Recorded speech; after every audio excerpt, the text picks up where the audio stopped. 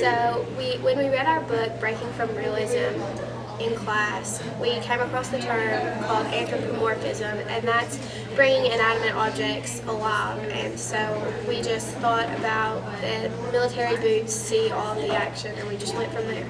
So basically it starts off, there's size 12 dress shoes and nurse shoes. They're all kind of back on base, and they're talking about how stressful everything was. Certain soldiers got hurt that day, how tired they all are. And it moves on, and there's fresh boots coming in, or fresh troops. And Kinsey, being the new boot, is all excited for combat, and everyone kind of like calms her down. And the whole time throughout, size 12 and dress shoes are kind of button heads, because size 12 is always, I see combat, and dress shoes like, well, I'm important, and they just kind of don't see each other as that important. My character, he's the old guy, he's one that everyone kind of looks up to. He's got wisdom, I guess. He's supposed to have a little swagger, and yeah, he's served his time there. He's about getting ready to go home. So I'm dress shoes. I just want everyone to realize how important I am. I play nurse shoes, and I think she's just kind of a mediator between everyone that's constantly kind of bantering back and forth with each other. And then I also, I guess, have to fix boots up when they get hurt in combat. My character, the one that's really excited, and so when I first come in, I'm very excited to go out into combat, and they all kind of calm me down and tell me that it's serious. Sometimes we have trouble creating enough movement because shoes are static. Was this play difficult to write? Yes, it was difficult to write just because you're given human characteristics to inanimate objects, so you kind of had to make a conversation between objects that don't talk. You don't want to make it cartoony. Yeah, we wanted to make it more serious because it is talking about war.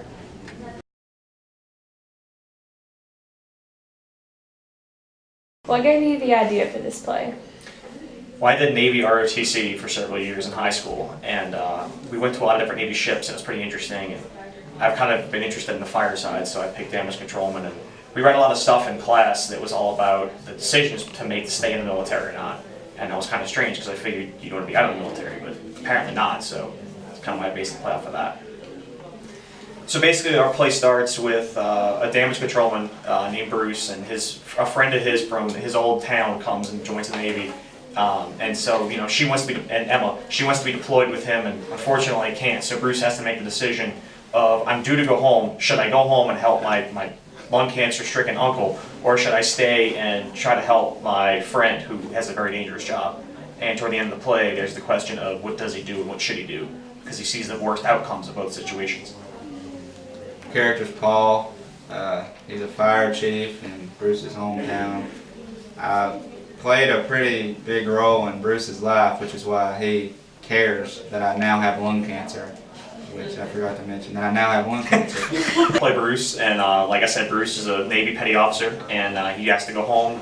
He tries to help out Paul, and he becomes a volunteer fireman in his hometown, trying to help save the department, and eventually that doesn't go too well, so he ends up working in the Navy again, and that doesn't go too well, so he's kind of stuck between a rock and a hard place.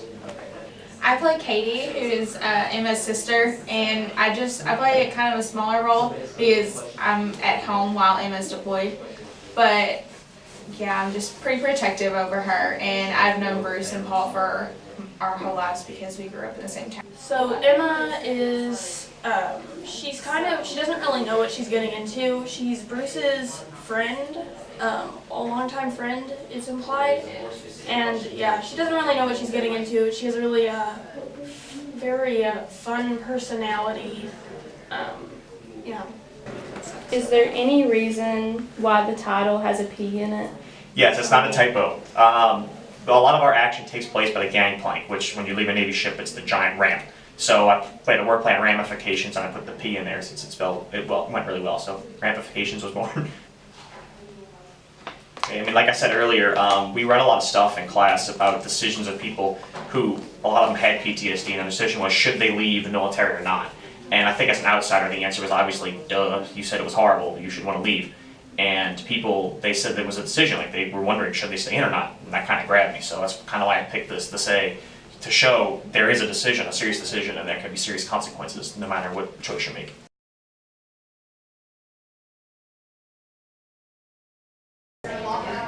idea for this play came up in a conversation with David Irvin from Military Experience and the Arts about his time in the military. I think collectively we all want everyone to take away that people in the military, they don't just like go out on missions and they don't just spend their time in the desert. Like, they have lives with all their friends that they're deployed with. There's a bunch of soldiers hanging out in their bunk and they're bored, they need something to do.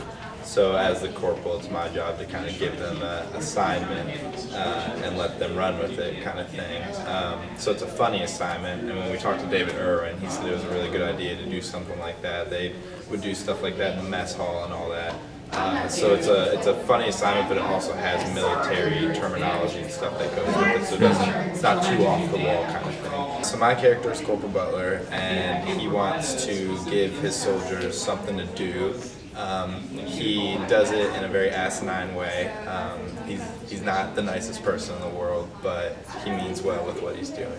My character is Ace, and she's kind of more like laid back from the group. Like, I really don't want to do anything, but I'm gonna do it anyway because I'm getting in trouble if I don't, as compared to everybody else who actually wants something to do.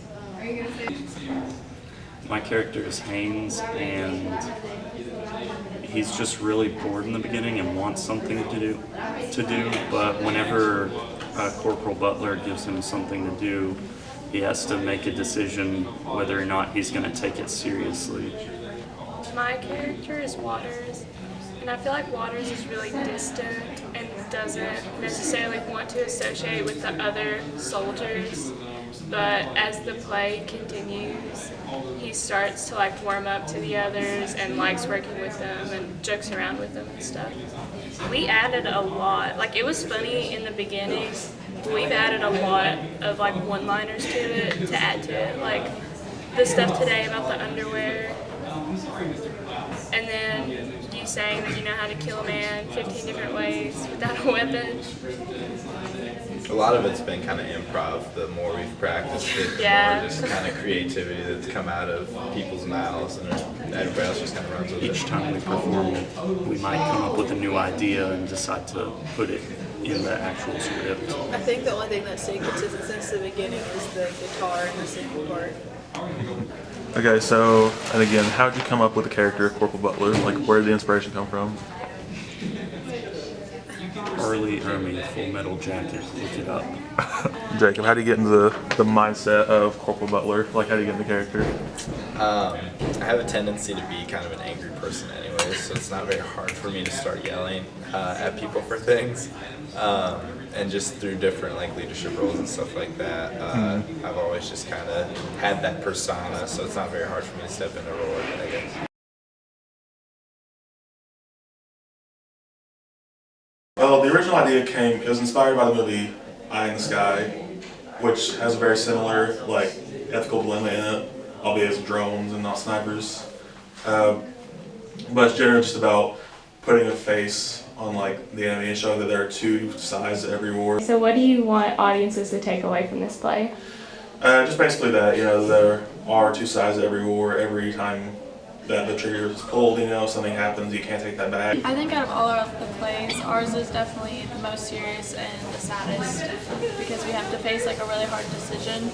So I think with ours we want to take away, like, we want the audience to like go home thinking about like what all of our soldiers are sacrificing for us and like why they come home and they're not always the same.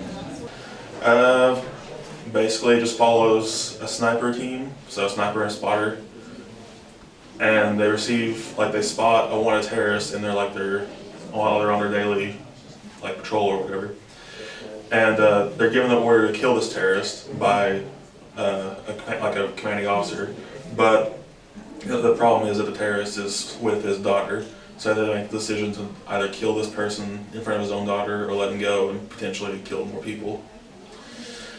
I play Recon Actual, and he symbolizes like the detached, command of the army. Like, he's never been on the front, he doesn't know what it's like, but he's still put in charge of all these people who are going out there every day, have to make these bad decisions. So like, he really doesn't know what it's like to actually kill a person. The sniper, He's just really cool, loving, basically your basic father figure. He loves his kids. He doesn't want to shoot someone in front of his own kid, but at the same time he wants to protect people and do what is right in the end. So, and he's a Yankees fan, which is a good thing. My character is a spotter, so I'm just more like a team with Slate, and then we have to together decide, but ultimately it's his decision, so I'm kind of just helping him along the way. But I know that we have orders, so I'm pushing him to do it more than he wants to, and also like, he has a daughter, so like that's something that I can really relate to, and I'm just more like, we have to do what we have to do. What can you say about the relationship between the sniper and the spotter? We have a nice little relationship. We're both on the same page, but I guess not really against Recon Actual, but we both have the same thoughts on like if we should or should not shoot the guy for his own daughter. So our relationship is decently close, but at the beginning of the play you can see that we get to know each other a little more, but we're just building a relationship throughout the play.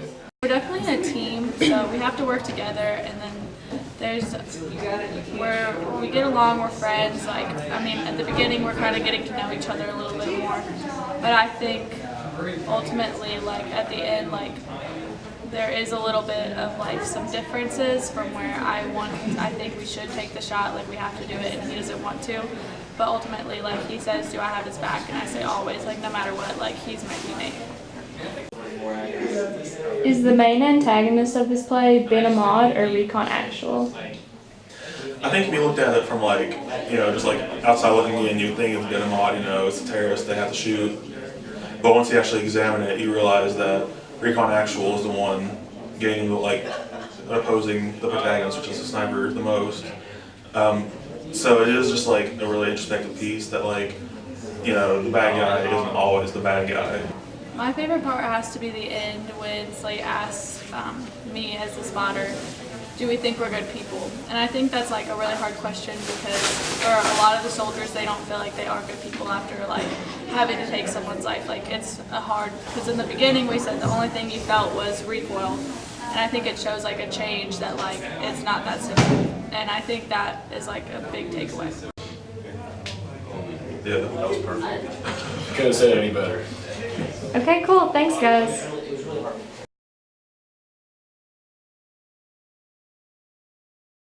What gave you the idea for this play? We kind of meshed two plays together. And like whenever we were in class, we talked a lot about unconventional techniques. I can't remember what it was, breaking from realism. And I think both mine and Kelsey's did that. And then we kind of just mixed the two like scenarios together, and then we worked from there. And I think we wanted to like go from a family aspect to not totally the war, like have aspects of the war, but also like include the family in it. And have a happy ending. Yes. So this play is about a couple after the husband comes back from war, and there's been a lot of tension between the couple, and the wife, Farrah, feels like the husband's completely changed on her and he's not the same person. So they come to couples counseling, and I'm their therapist, and they kind of start talking about their issues, but it's not really getting them anywhere. So I decide that I'm going to put the husband, Brian, through hypnosis, and through hypnosis we see another scene where he's with Riley, and we see what exactly happened when he was in war. That kind of caused all of these issues that he's having with Farrah now. And towards the end of the play, he's kind of come to that realization, like what those issues actually were, and they're able to agree that he can at least start considering some ideas and opening up a little more. My character, his name is Riley. He's a soldier. He is pretty goofy and incompetent, and he's just trying to get Brian to focus on his job because he doesn't know, like, he's in like a hallucination or whatever. And my character ends up dying, and kind of is the catalyst for why Brian starts considering adoption. My character is Chelsea, the therapist, and I'm here to kind of help mediate the issues between Brian and Farrah and help them work through whatever it is, and hopefully get Brian to open up a little more to Farrah. And I'm Farrah. I'm married to Brian, I'm kind of like, I guess I would say kind of like the annoying wife because he keeps nagging and like I want to have a kid, but she's just trying to like get him to get through how the war had affected him and stuff. So she's really there and caring. She just doesn't know how to be there. I play Brian, and it's not really that he wants something. He wants his wife to let him work through stuff instead of nagging him over a kid, and he doesn't really want to open up to her because he feels like she's not listening, and the only thing she wants to talk about is having a kid. So he just stays emotionally distant until he realizes that she's there for him. This play ends on a very hopeful note. Would you say that hope is one of the play's main themes? I think so, yeah. I definitely think so. I think when we started writing it, that was kind of what we wanted to come out of it with, kind of the hope we're feeling. Okay, and would you say there's hope for every combat veteran struggling like Brian? Oh, definitely. Especially with family, because that's such a rooted element.